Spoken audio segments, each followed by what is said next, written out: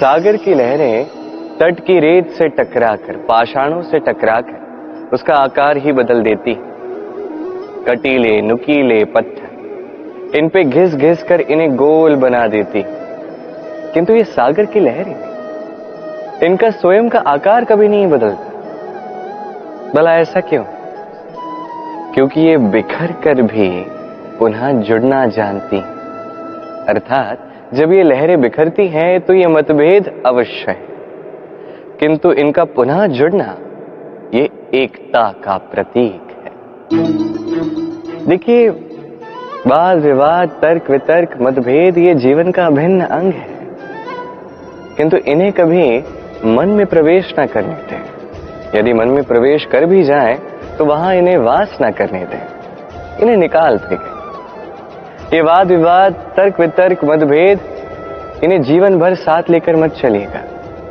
यदि साथ लेकर चलना है तो सबको साथ लेकर चलिए, लहरों की भांति। एकता में विश्वास रखिए, साथ मिलकर आगे बढ़ोगे तो दूर तक पहुंचोगे, अन्यथा केवल दूर की सोच ही पाओगे।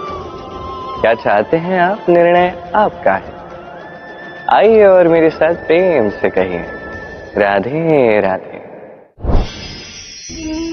प्रारंभ शून्य से होता है, चाहे ब्रह्मांड हो, पृथ्वी हो, आदि इत्यादि हो, सब अपना अस्तित्व शून्य से पाते हैं।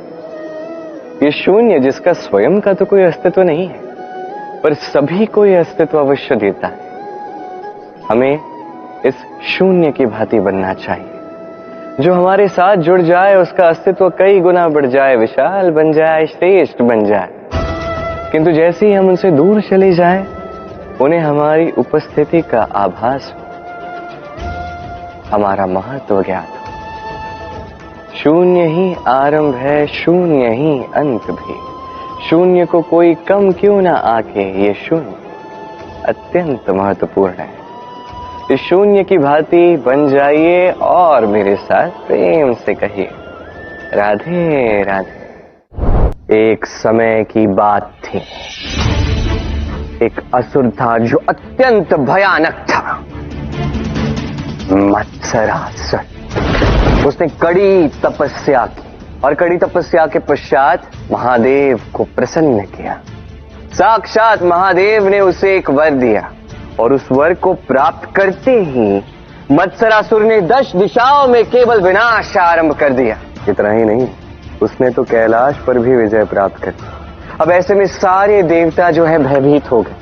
उन्होंने महादेव से कहा, हे आराध्य महादेव, आपका पुत्र वक्रतुंड ही उस मत्सरासुर का अंत कर सकता है।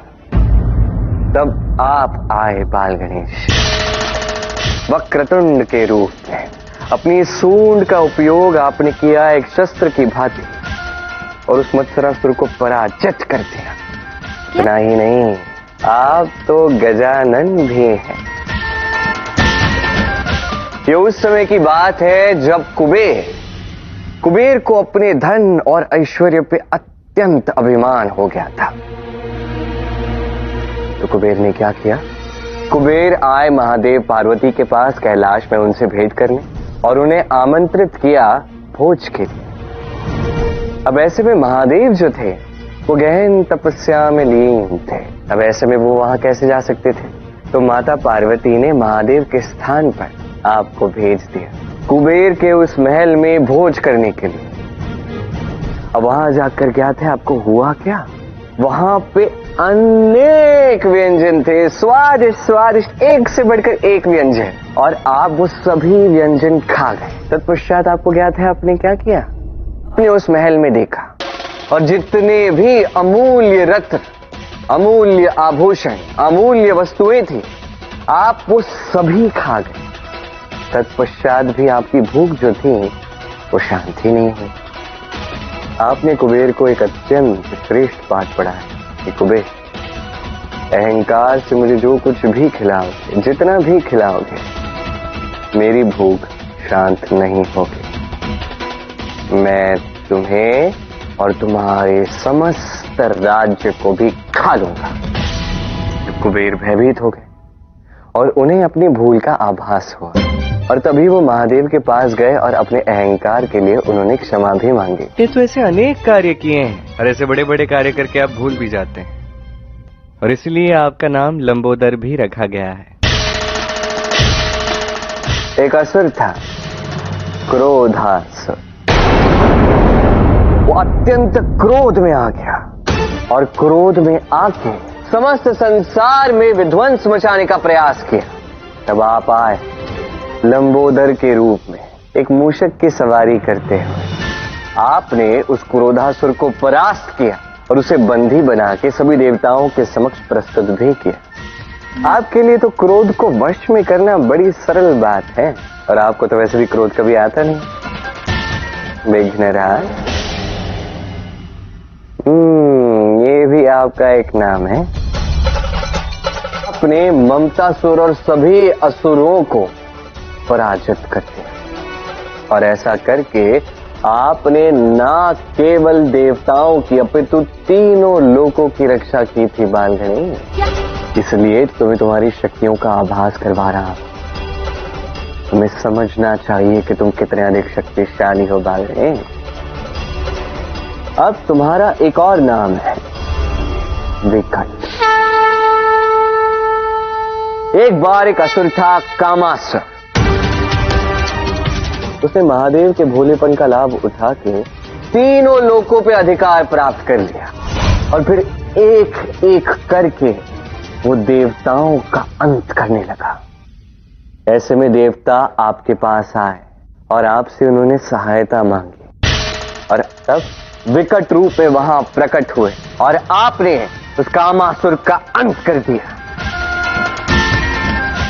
और वैसे बाल गणेश, आप तो धूम वर्ण भी हैं। एक बार एक असुर था, अहमतासुर। अत्यंत अहंकारी था, अत्यंत शक्तिशाली था, और उसके पास तो एक विशाल सेना थी। वो अपनी शक्ति से, अपनी सेना से चारों ओर केवल विनाश कर रहा था। उसने तीनों लोकों में विध्वंस मचा दिया था।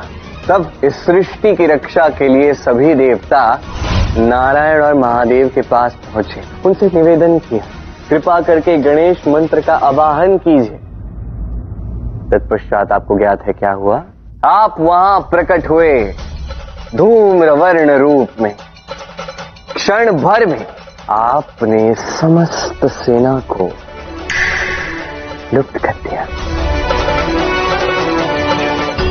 और आपने उसे आदेश दिया, आज के पश्चात तुम केवल पाताल लोक में रहोगे और कभी ऐसा कार्य पुनः नहीं करोगे। आप एक विशाल सेना का भी अंत कर सकते हैं, कई सारे कार्य कर सकते हैं।